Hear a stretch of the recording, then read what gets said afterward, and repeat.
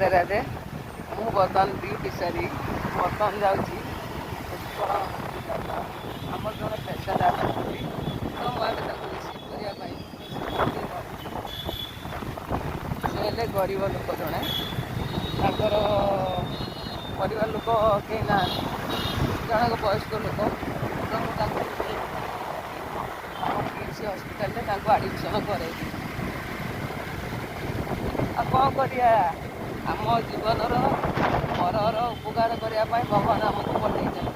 ତ ସେ ସୁଯୋଗ ଆମେ ନ ଛାଡ଼ିକି ପର ଉପକାରରେ ଆମେ ଲାଗିଯିବାଟା, ଆଜିକା ଡେଟ୍ରେ କେହି ବି ମା' ହଉ କି ମାଉସୀ ହଉ, ବାପା ମା' ହେଇଛନ୍ତି, ପୁଅ ବୋହୂ ଜନ୍ମ କରୁଛନ୍ତି, ତାଙ୍କୁ ନେଇକି ଅନାଥ ଆଶ୍ରମ ଛାଡ଼ୁଛନ୍ତି। କିନ୍ତୁ ମୋ ତ ମୋ ମା' ନାହିଁ, କିନ୍ତୁ ମୋ ବାପା ଅଛନ୍ତି। କିନ୍ତୁ ମୁଁ ଜୀବନ ଥିବା ପର୍ଯ୍ୟନ୍ତ ମୋ ବାପାକୁ କେବେ କଷ୍ଟ ଦେବିନି। ଏଇ ହେଲା ମୋର ଗୋଟେ ଜୀବନର ଲକ୍ଷ୍ୟ। ଏଠି ଦେଖ କଲି ସାରି ମୋ ନିଜ କର୍ମ।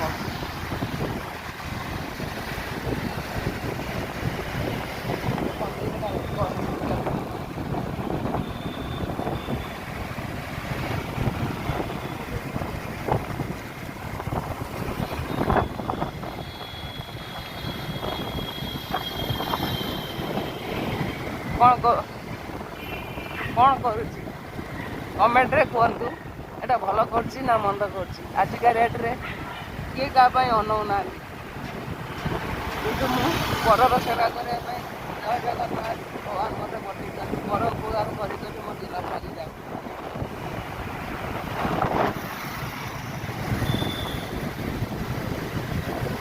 ପହଞ୍ଚିଗଲି 1 ମିନିଟ୍।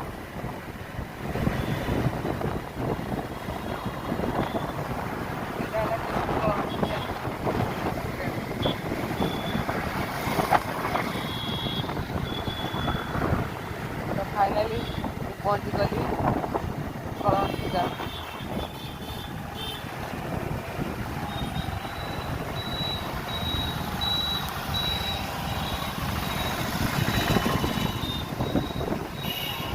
ଫାଇନାଲି ପହଞ୍ଚିଗଲି।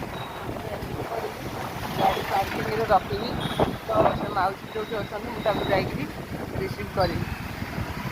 ରହିଲି। ଜୟ ଜଗନ୍ନାଥ। ରାଧେ ରାଧେ।